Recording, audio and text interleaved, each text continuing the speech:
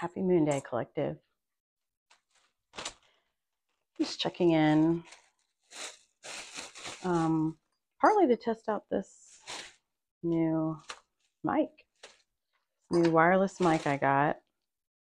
It is not lost on me that my videos can be a little bit hard to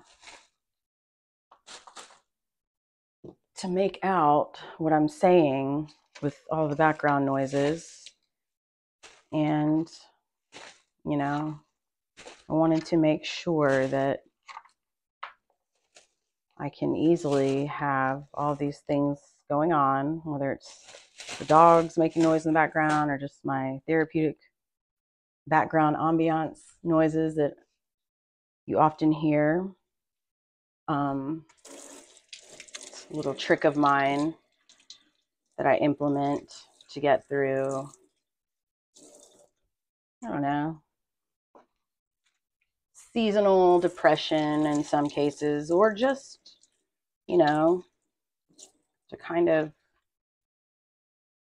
enhance the atmosphere, make it a little bit more cozy, to make me more connected to the outside or to natural elements in a lot of cases. Like right now, you might hear the sound of crackling fire in the background, and it's a ambiance channel. I have it on YouTube. It's like this kind of pumpkin fall harvest type hearth fireplace. It's really nice and cozy. So I have that on in the background, but I'm hoping that this mic, which I'm giving it a test run for the first time now, is doing its mic thing.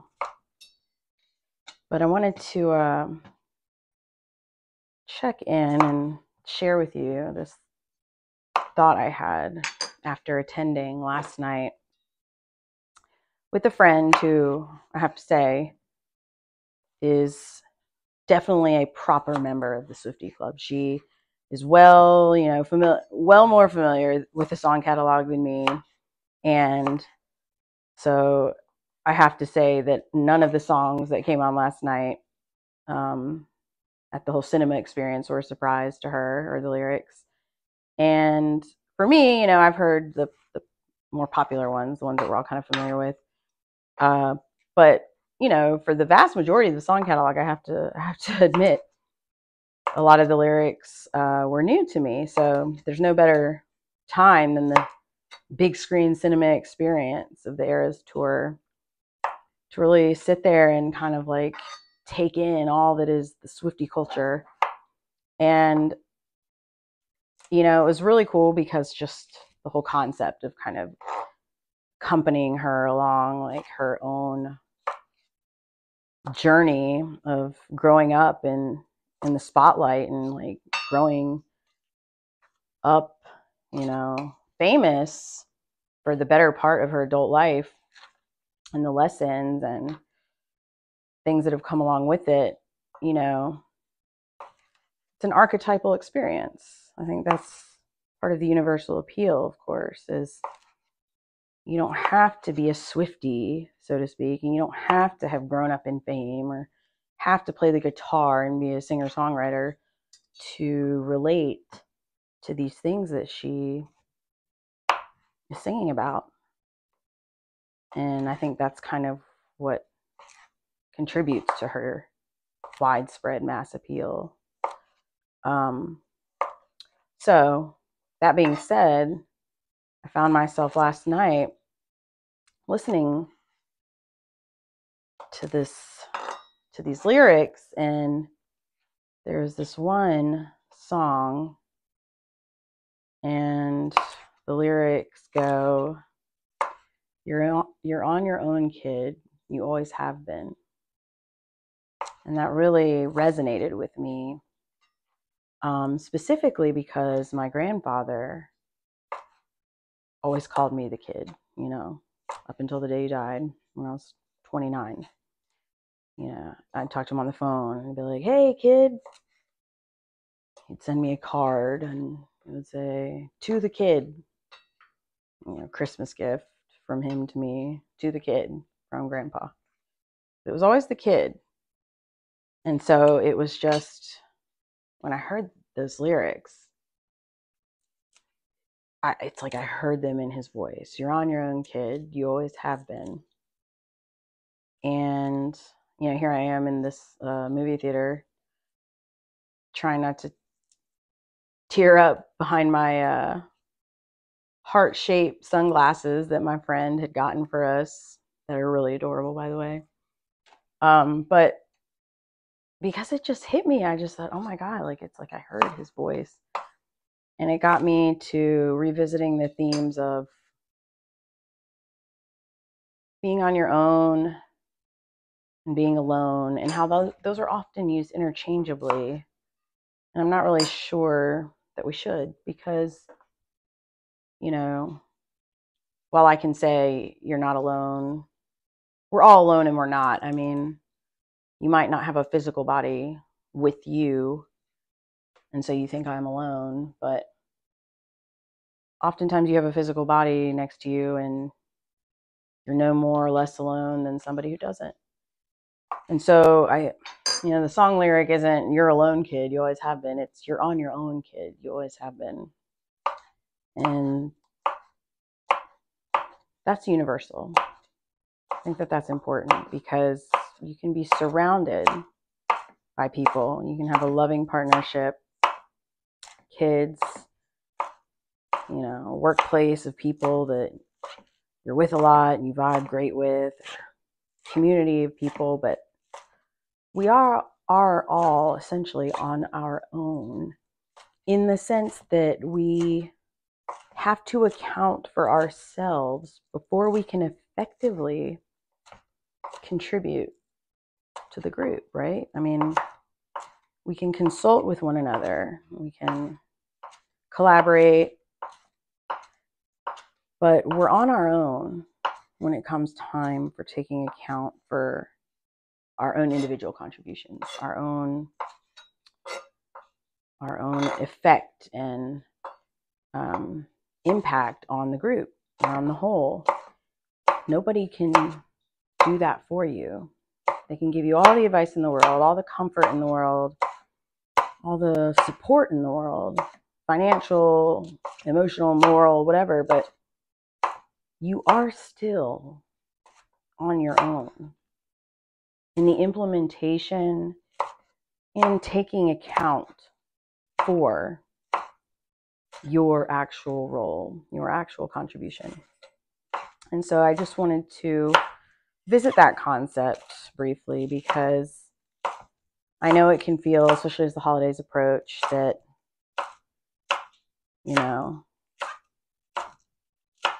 I'm on my own and everyone else has somebody and this and that. But I'm here to tell you that if you are not in the presence of others, I'll say, alone in the sense of you feel lonely because you wish you had a physical body present next to you. One of the most human things that you can feel. Totally relatable. I understand that. Very human. But, don't get lost in the mental trap of nobody else knows what it's like to be on their own. Everyone else has somebody and I don't. Well, we're all on our own. But I would argue that actually not having someone there physically present next to you gives you this unique opportunity to really take account for yourself in a way that can actually be harder for somebody that has someone else or a group to share in the responsibilities of the day-to-day with. Because you can't effectively contribute to the group, to the partnership, to the whole, unless you have learned to fully understand, contemplate, embrace, and at least work towards mastering what it means to be on your own. And once you do that, not only does it sort of kind of liberate you in a sense of the mental turmoil that often comes with like observing others in the presence of their partners or their families or their kids or their vast group of friends. You know, that's good and all, but everyone has to take account for themselves. Everyone, in order to effectively contribute to those groups, has to fully understand that being on your own is something to not fear, but to stand in pride and in triumph, you know, hopefully. And it's as simple often as cooking your own meals, doing your own grocery shopping, making decisions that you hope are the best, but that ultimately you know falls on you to be answerable for. And really understanding that being on your own is more than anything accountability, self-accountability for the impact that you have on others, groups that you're already in, partnerships that you're already in, as well as ones that you will be a part of. I mean, there's no greater partner to long for than one who has fully mastered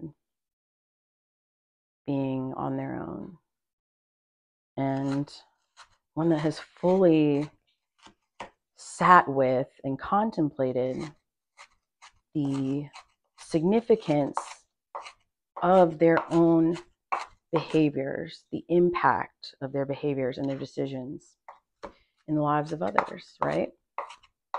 Because, to be honest, we can all make less than optimal decisions on our own, but you know, when you have someone else there that you're sharing a life with, or a group of friends, it's not just about you. And honestly, you can live by yourself, and your impact can be more far-reaching than you actually can see. The impact of these videos, you know, I mean, I like to be candid on these videos, and I like to, you know, not censor too heavily, because at that point you're getting into like heavily curating something that I'm consciously aiming to not have heavily curated. But I still have to contemplate the fact that 5 people could see this that I don't know, and they come in all different stages or mental states or emotional states or whatever. And it matters what you say. It matters what you do, you know? And I can't put that off on anybody. If something I say in this video has an impact on just one other person, and then they go and do something in their life that, you know, has impact on others, I could feel terrible about it, but it would be important for me before I just get on the internet and say whatever. Or go out into, you know, the world, even just running errands, and act however, to not really understand that it's all on me, you know? Others can act in a way that tends to make me acting out more or less likely. But again, that's on me. I'm on my own in those moments. Nobody forces me to say something ugly that I know isn't true, or that I know is hurtful, or that I know isn't quite accurate, isn't quite fair, given the reality that I know that I'm not sharing. So I'm going to go back to the whole, you're on your own, kid. You always have been. And I hear my grandfather's voice. And anytime I start to feel lonely or like wonder, what difference does it make anyway? You know, I pretty quickly snapped back into that reminder that, hey, it actually matters a whole lot. Not only what I say, but what I don't say. Not only what I do, but what I choose not to do.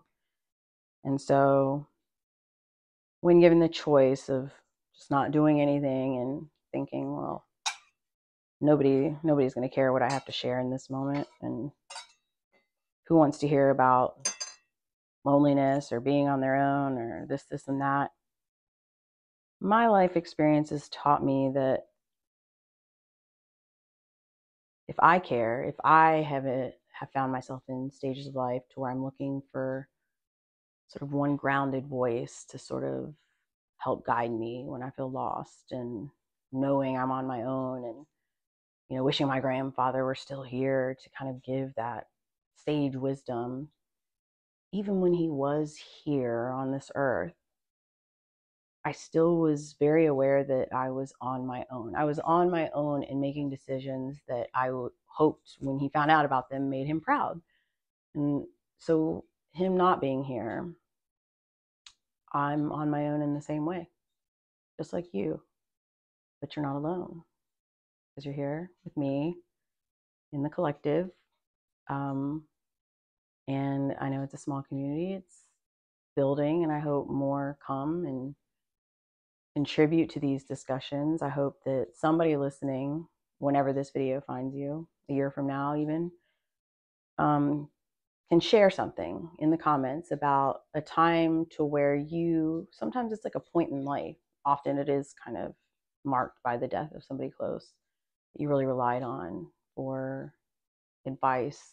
That person that nothing was real until they saw it, or that you shared it with them, can have a profound impact on our understanding of the world and aloneness and self-accountability. So what was that moment for you? Let me know. Share in the comments. Let the collective know. And remember, what you share does matter. You might think, oh, who wants to hear about my story? Who wants to hear about my instance? I do. And I guarantee you a lot of other people do, now and in the future. So please don't hesitate to share. Once again, happy Moon Day. I hope you have a wonderful week. Until next time.